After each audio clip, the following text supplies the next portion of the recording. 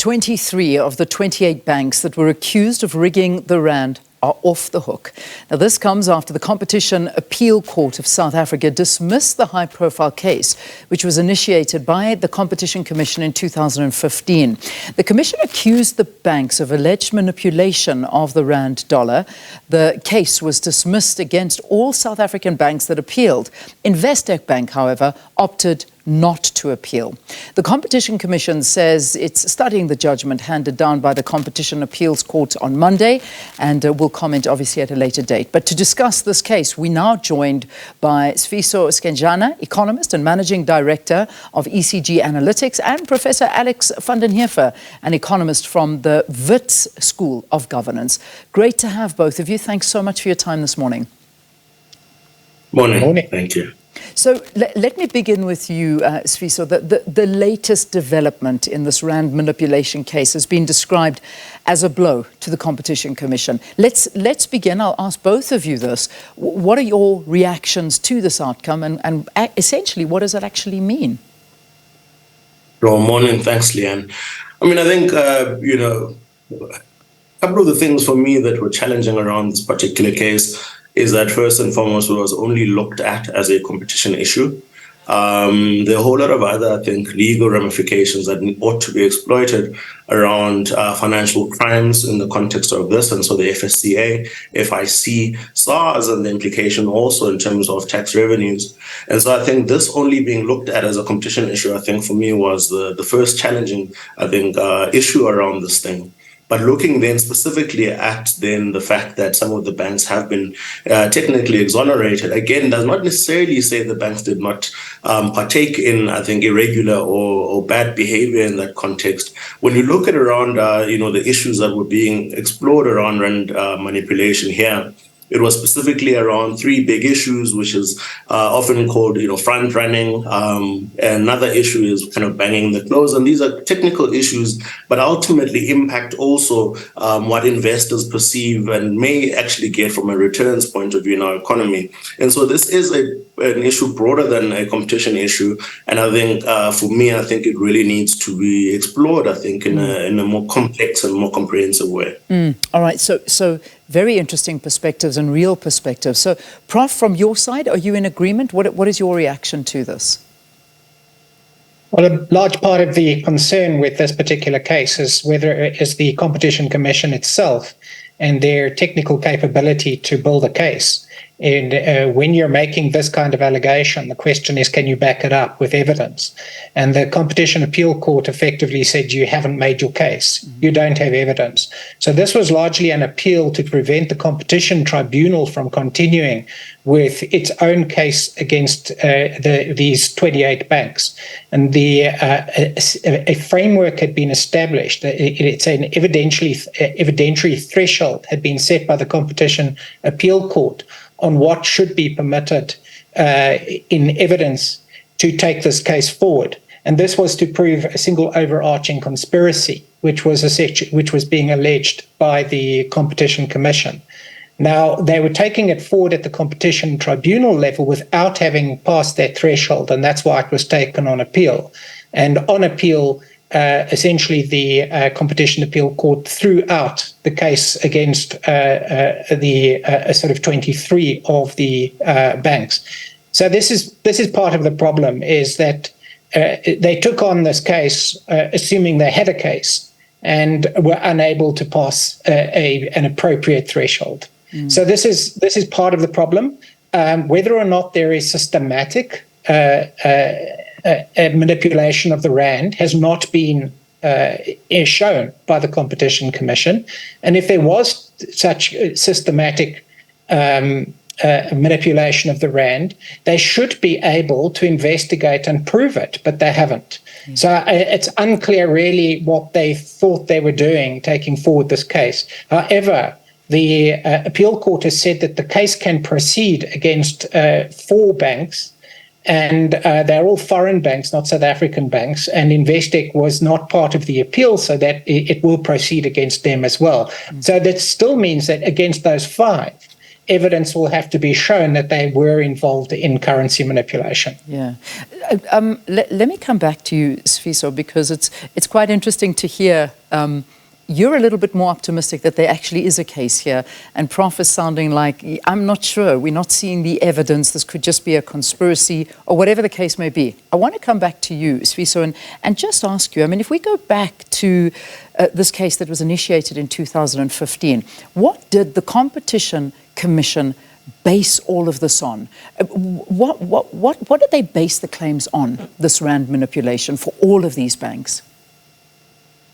Surely, and I mean, I think it started in the US, and there were, I guess, cases that were emerging in the US around some of the big banks, Citibank being one of them, in terms of, starting to kind of have these, I guess, behaviors and the kind of, as I was trying to explain, the one is that they created these chat rooms where in that chat room, in essence, they kind of have conversations around how to work around certain trades.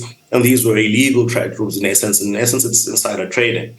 The second one was around, when you're trading things like commodities, the closing price of that commodity is quite important. So what these guys would do is that then they kind of rally up the price at the end so that when you open in the morning, you're able to get a beneficial rate on those commodities. And also the last thing they would do is that they create a false sense of activity in the market, which would push prices up.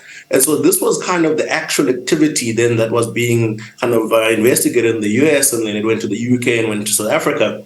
And we saw many banks then folding in the context of the US and the UK, Deutsche Bank as well, and then it came to South Africa. And so I think it was a trickle-down effect that came from kind of global markets. And then when it came to South Africa, then again, as Prof is saying, that you've got to investigate those three things. Was there a chat room in existence?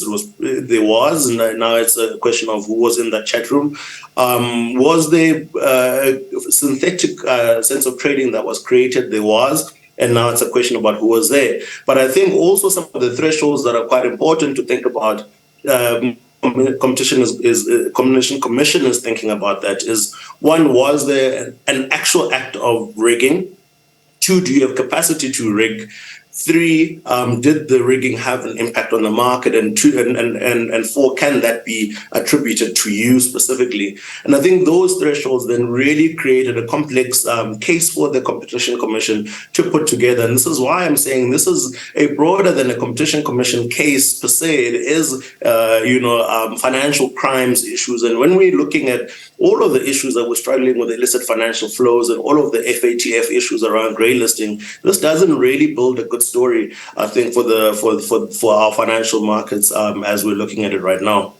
So, Prof, let me come to you about this. I mean, is this the end of the road? Obviously, what we heard was that the court found there wasn't enough evidence and that the Commission overstepped its authority in some cases. But we know that this is going to go ahead against five other banks, or the remaining banks that are left there. And we remember we still have also got some that have paid. I mean, we just look at Standard Chartered. They did pay that 48 million rand fine. So, is this the end of the road? Where to from here? Perhaps there's more evidence that'll come out from the other banks that are still a part of this and still being implicated. Where to from here? Where do you see this going?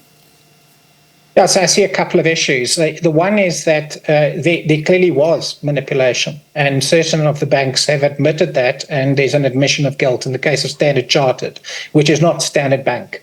And they've made it very clear publicly that don't get confused.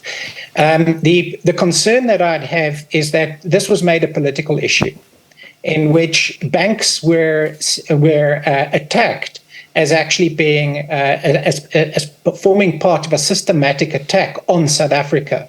And that was completely uncalled for. And even National Treasury made it clear that that is not the case.